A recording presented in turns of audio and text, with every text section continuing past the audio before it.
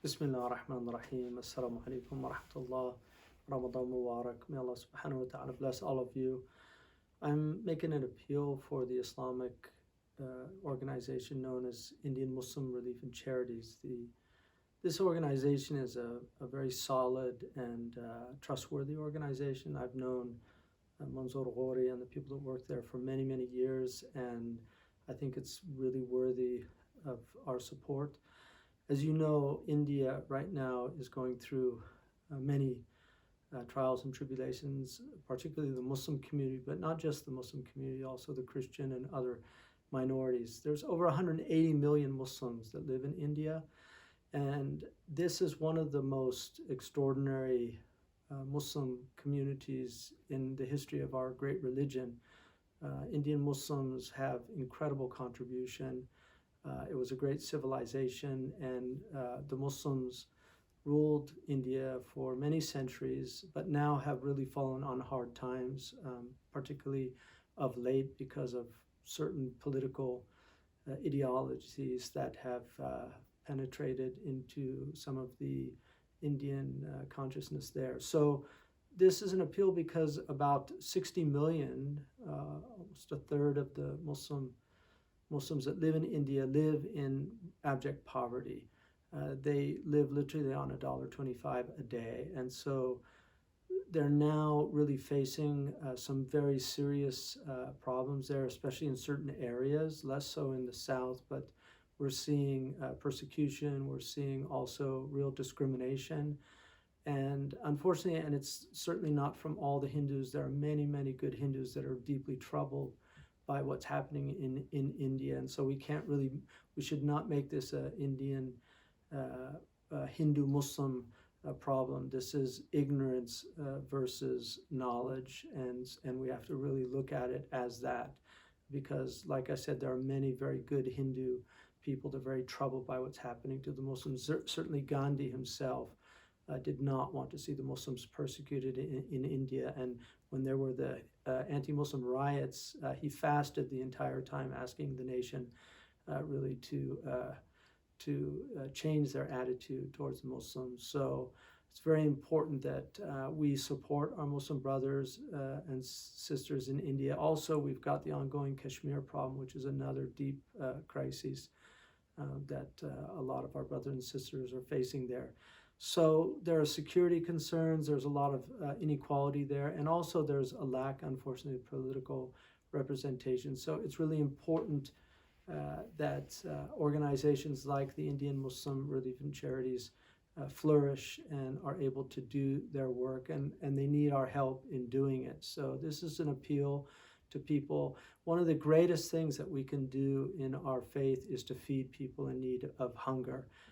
Allah subhanahu wa ta'ala says in the Quran about the it'am al-ta'am that one of the reasons why we should worship Allah is because He at'amana min ju'in wa amana min khawf, that He has given us what we need. At'amahum min ju'in wa amanahum min khawf, that He gave them the food that they needed and the security that they needed. So those are reasons to worship Allah. So when people don't have food, I mean, this is the most basic fundamental need, is the security and then the basic sustenance.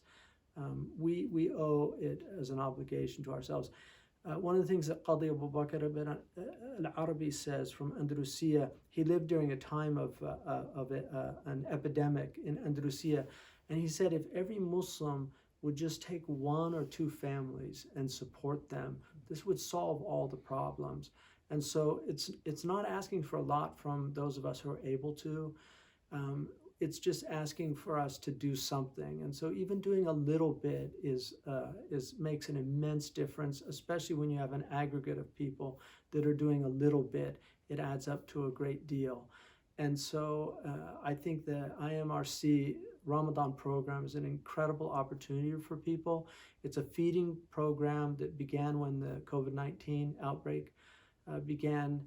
And the thing about this is that right now the COVID-19 is threatening famine in several places, and India is one of them.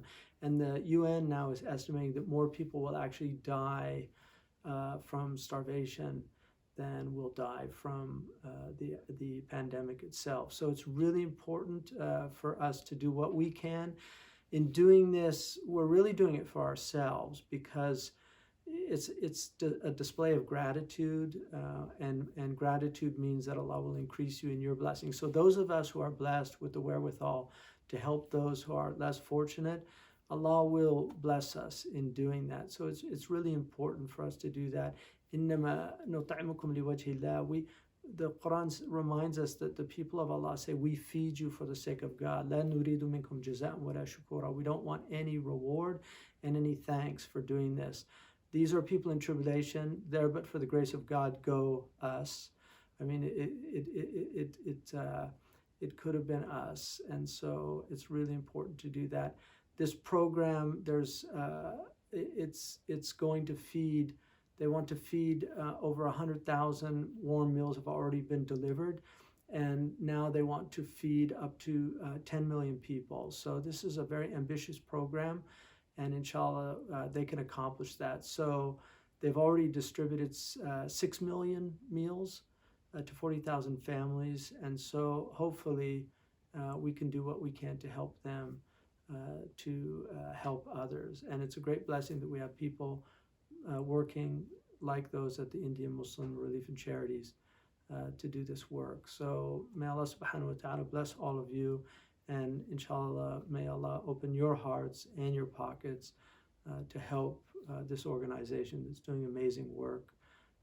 You can do this as sadaqah, which is a burhan, it's a proof of our faith, or you can do it as zakat, and also zakat al-fitr, which according to the Hanafi madhab, which is the dominant madhab in many parts of India, you can give your zakat al-fitr with cash. And so I think this is an excellent opportunity for us to help the organization. So may Allah reward all of you for doing that, and may He also bring ease to the people in India, irrespective of their religions, but certainly our brothers and sisters amongst the Muslims. Wa jazakumullah khairan wa assalamu alaikum wa rahmatullahi wa barakatuh.